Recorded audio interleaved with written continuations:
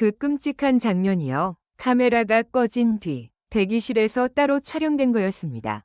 그 한 문장이 공기를 갈랐다. 끔찍한 장면이라고 불리던 것은 원래 방송을 뒤흔들 사고로 알려져 있었다. 온라인에는 이미 현장 유출이라는 말이 떠돌았고 팬들은 밤새 타임라인을 새로 고침하며 불안과 분노를 오갔다. 그런데 정작 제작진은 이제서야 고개를 들었다.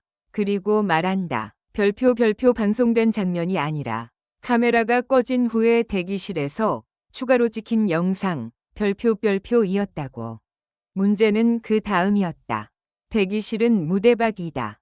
무대 밖은 연출이 끝났다고 믿는 공간이다. 그곳에서 찍힌 장면이 끔찍했다는 표현으로 굳어졌다는 사실은 사람들의 상상력을 가장 잔인한 방향으로 달려가게 만들었다. 대기실 문이 닫히는 순간 분위기가 바뀌었습니다. 제작진의 증언에 따르면 그날 이명원 씨는 평소처럼 무대에 올랐다. 웃었고 인사했고 노래는 흔들림 없었다. 조명 아래에서 반짝이는 땀방울까지도 프로의 시간처럼 보였다. 문제는 녹화 종료 사인이 떨어지고 스태프들이 케이블을 정리하기 시작한 뒤였다. 대기실 앞 복도, 그 좁은 공간에 이상할 정도로 사람이 많았다고 한다. 스타일리스트가 들고 있던 옷걸이가 벽에 살짝 부딪히며 딸깍 소리를 냈고 누군가의 무전기에서 잡음이 새어나왔다.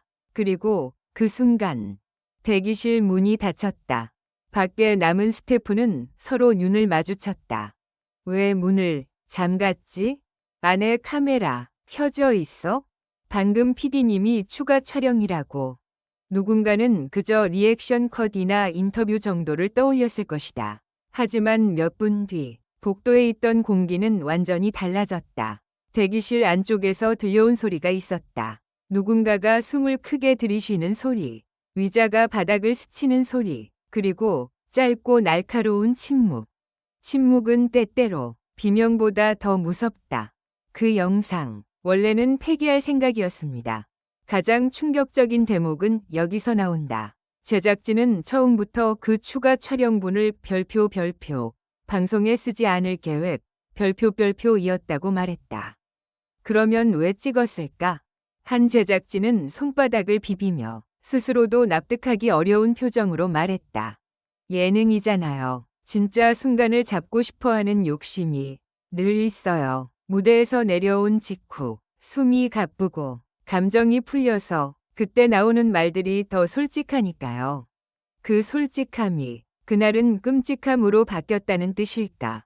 혹은 그 끔찍한 장면이라는 말 자체가 누군가의 오해와 과장으로 부풀려진 결과일까?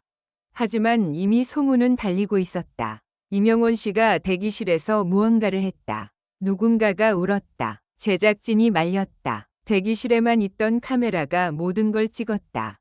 사람들은 마치 실루엣만 보고도 결론을 내렸다. 그 실루엣은 점점 괴물의 형태를 닮아갔다. 대기실 영상의 정체, 끔찍한 장면은 무엇이었나?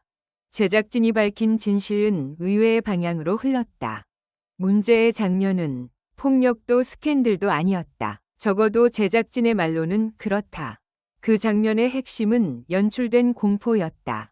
그날 프로그램은 리얼리티 콘셉트를 강조하기 위해 출연자에게 사전 고지하지 않은 작은 장치를 준비했다. 흔히 말하는 몰래카메라와 비슷하지만 더 위험한 방식, 별표, 심리 테스트, 별표였다. 대기실 조명은 일부러 깜빡이게 설정했고 스피커에서 아주 낮은 주파수의 소리를 흘려보냈다. 사람을 불편하게 만드는 공포 연출이었다. 그걸 왜 했냐는 질문에 제작진은 고개를 숙였다. 진짜 반응을 원했습니다. 솔직히 그게 잘못이었어요. 이명원 씨는 대기실에 들어가자마자 이상함을 느꼈다. 거울에 비친 얼굴이 조명 때문에 순간적으로 일그러져 보였고 평소엔 들리지 않던 하는 저음이 바닥에서부터 올라왔다. 누군가 문을 밖에서 딸깍 잠그는 소리까지 겹쳤다. 그 순간 공포는 연출이 아니라 실제가 된다. 이명원 씨가 보인 반응이 끔찍한 장면으로 불린 이유는 그가 소리를 지르거나 물건을 던졌기 때문이 아니었다. 그는 아주 짧은 시간 동안 무너졌다. 제작진의 표현은 조심스러웠다. 표정이 완전히 바뀌었습니다. 사람 얼굴이 그렇게 순식간에 하얘질 수 있구나 싶었어요. 손끝이 떨렸고 숨이 들렸다가 걸렸고 그는 자신도 모르게 벽을 짚었다. 그 모습이 카메라에는 너무 가까이 담겼다. 너무 적나라하게 담겼다. 그리고 그 적나라함이 누군가에겐 끔찍한 장면으로 보였을 것이다. 인간이 공포 앞에서 방어막을 잃는 순간 그건 자극적이면서도 잔혹한 장면이다. 반전, 그 영상이 밖으로 새어나간 이유. 여기서 두 번째 반전이 터진다.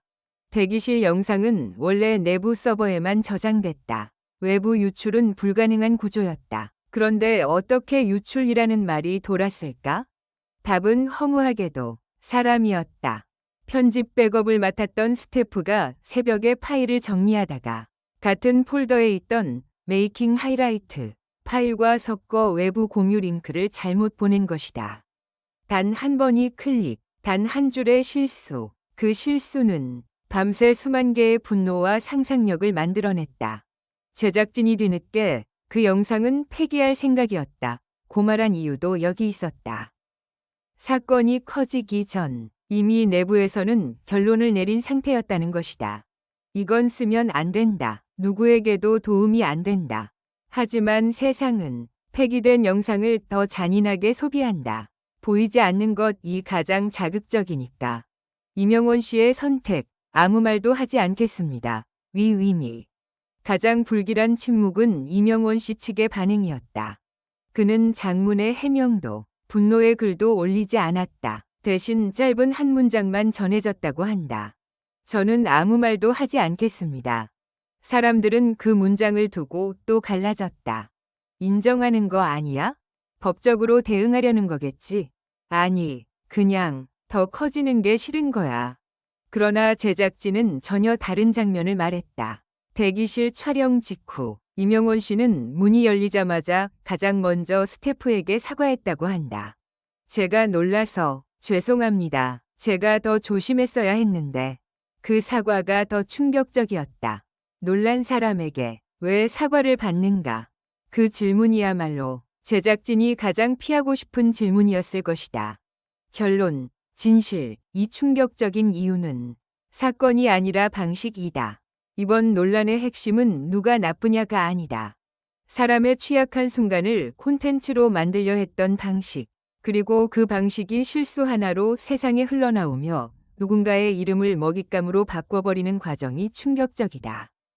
카메라가 꺼졌다고 믿는 순간 사람은 비로소 숨을 쉰다. 대기실은 그 숨을 쉬는 공간이어야 한다. 그런데 그 숨을 누군가의 재미와 클릭을 위해 다시 조명 아래로 끌어냈다면 그건 이미 끔찍한 장면이다. 화면 속이 아니라 화면을 만드는 쪽에서. 그리고 마지막 반전은 제작진의 말에서 남는다. 그날 대기실에 있던 카메라, 사실 한 대가 아니었습니다. 복도 끝, 꺼진 모니터에 비친 어둠이 잠시 흔들렸다. 아직 공개되지 않은 파일이 있다는 뜻일까? 아직 끝나지 않은 이야기가 있다는 뜻일까? 진실은 밝혀졌다 고 말했지만 진실의 문은 아직 닫히지 않았다.